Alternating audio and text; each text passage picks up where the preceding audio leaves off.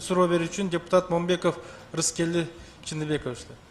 Мен эми суроо бербей эле коеюн, суроо бергенде деле суроонун этегине чыкпайт экенбиз да. Бүгүнкү жогорку кеңештин отуруму эле жогорку соттун отуруму болуп атат да.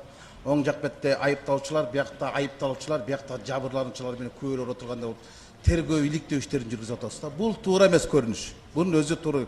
Бияктын баарын жебичкич кылып, коррупционер кылып, өзү оппозиционер болуп атканыбызды эл көрсө шылдың дейт да. Эмне деп атыр? Анан базарком деген сөзгө арданып атабыз да. Калппы. Базасы барлар, банк барлар, базар барлар ушул жакта жүрбөйт. Эмне дегендердин баары биякта, жегендердин баары биякта отуруп турбу. Чынын айтканда, тести кыргызчага отурсаң жеп болот. Жепке кеткен акча жеп коет экен. Жеп коюшту, бул болду. Авариядан болгон чындык болсо тесттеги, аферон болгондо чындык. Чындыктын арды тиешеси бар. Бирок бүгүнкү күндө ал жакта аткаруучулар камалып түрмөдө отурат. Жетип ала камалып атат. А башкаруучулар биякта отурбайбы? Айтып атабыз да, сен жедиң, мен жедим, сен айттың, мен айттым дейт. Жегендер ушул жерде эле жүрбөйбү? Ушул жерде. Айланып басып жүрбөйбү? Эл көрөт, эл билет да ким жегенин. Неге чындыкты бойнуз калбайсыз? Анан бир депутат чыгып айтты да, Алмазбек Шаршеновичтин атын айтты да. Сапар Жумакутов айтты, Сооронбай Шариповичтин. Эркиңер жетеби, урматтуу комиссия? Чакыргыла. Экс-президентти дагы, эмки президент дагы, азыркы өкмөт башчысын да чакыргыла. Ал кезде биринчи вице болуп турган. ОЗПга анда тиешеси бар. Эркиңер жетеби, чакыргыла. Этигине чык кыланда. Анан бир жерде отура эле айлантып эле элге шылдың болбой. Чакыргыла. Алмазбек Шаршенович келет, Сооронбай Шарипович келет, жооп берсин. Мына ошондо чындыкка чыгасыздар. Мамлекеттик комиссия түзүш керек болчу. Анан бүгүн тияка жетип аланы камап коюп биякта кыйын болот экенде. Мыналардын арасында өз үстүнө депутаттар отурбайбы? Мына Кадыркулов, Канат Муратбековдор, Темир Аргенбаевдор отуруп. Ушулардын баары жебички чыгып алып өз үстүнө апакай болот атабыз. Бирөө айтып атпайбы? Комиссияга рахмат деп. Мен аварияга рахмат айтам. Мен ошол насоска рахмат айтам, авария. Болбосо сыр чыкпак эмес. Ошол насоска орден бериш керек. А насоскун акчасын жеп коюп отурган орден бериш керек. Мына чындык ушул жакта жатат. Анан айланып келип эле сен жедиң, мен жедим деп. Жегендер ушу тегеректе издесеңер чыгат. Бүгүн адилеттен качса, эртең акыреттен кача албайт. Акыры Кудайдын алып 86 миллион доллардын бардыгын жеп койду. Эми жесе бир аз немесин жеген чыгар, эми кыргыз жебей койбой албайт да. Бардыгын жеп койду, элдин баары ойлойт, булардын баары жеп ичкич депчи. Бир аз абайлап сүйлөйүк да. Туру да тез. Эски тез боюнча эмне авария болсо жаңы тесттин буруп атпайсызбы биз, бурмалап атпайсызбы? Бул чындыкка шайкеш келбейт, урматтуу. Эл деле көрүп турат, Кыргызстан кичинекей эле мамлекет. Кимдин каяктан байган анан чөнтөбүздөн акча чогултуп берип туруп, төлөй карыздандайт да. Могу жерде депутаттардын арасында бир тестти сала турган акчасы бар байлар бар. Анан көчүп 10 тест салып бергиле, төлөп бербей эле. Рахмат. Рахмат. Түз көрсөтүп атабыз, мына жалпы жыйындын жүрүшүндө сиз экс-президент менен учурдагы президентти да чакырып, алардын пикирин угууну сунуштап чыктыңыз да. Канчалык эле реалдуу? Бул чындыкка жетиш үчүн аларды чакырбасак биз чындыкка жетпейбиз. Анткени комиссиянын корутундусунда бир топ фамилия алып, алардын фамилиясы жакшырып коюшкан.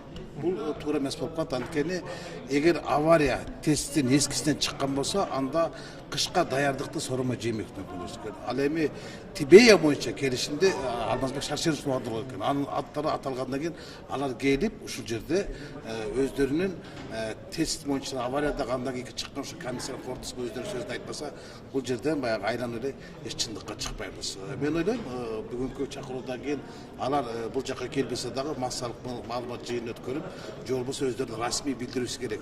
Мына эң кажет мына ошол эки кишинин билдирүүсү. Анткени биз айланып келип эле ылдый жакка чыктыбыз да. Бүгүнкү күндө башында тургандардын баардыгы башка жакта отурушат, а башкаруучулар, аткаруучулар бар түрмөдө отурат да. Бул чындык эмес.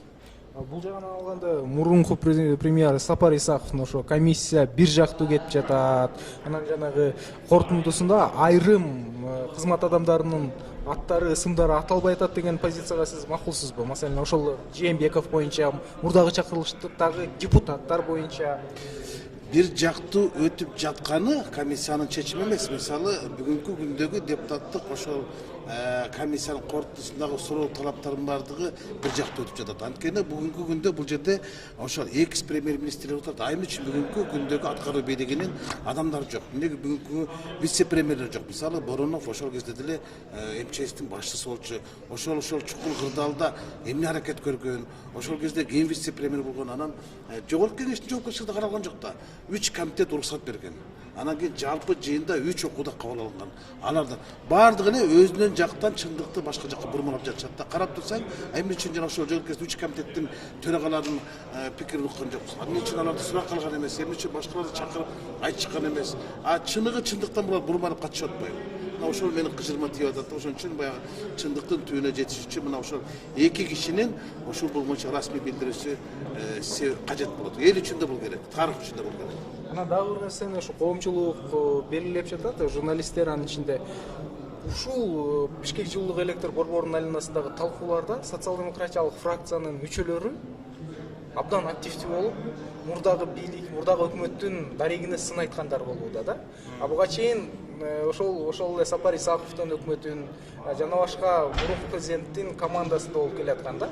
Бул жагынан алганда ушу социал-демократиялык фракциянын мүчөсү катары, партиянын мүчөсү катары сиздин мамилеңиз кандай болууда? Мен алар менен болгон мамилем мурун кандай болсо ошондой. Бирок алардын мамилесин эл бааласын, тарых бааласын. Буга чейин бири дагы баш көтөрүп сүйлөй алган эмес. Ошол биздин фракциядан ачык оюн айткан бир эки эле депутат болчу. Анын бири мен болсом, экинчиси Жанар Акаев болчу. Анан Жанар Акаевдин ачык сөздү айтпады. Буга чейин кайдаланганда, буга чейин А десе А деп, Б десе Б деп бүгүн эле акыйкатты айтканга алыңар жетип калды деп. Анан мен деле баягы тамашачынга сыр айтпадым. Илайым эле ушинтип калайык, чыныгы парламент ушундай болуш керек депчи. Чын-чынына келгенде булар бүгүн гана баягы чейинден чыккансып баягы мен айтышым керек, буну айтышым керек, тигин айтышым керек. Убагында эмне айткан эмес. Убагында айтылбаган кеп жесирде. Убагында айтылбаган сөздүн өзү туура эмес болгондо баягы. Эми бүгүн ушу чындыкты айтып, анан кийин буну караган эмеспиз, тигини караган эмес дегендин баардыгы көрпенделик. Булар эми саясаттагы акылсыздык эмес, алсыздык.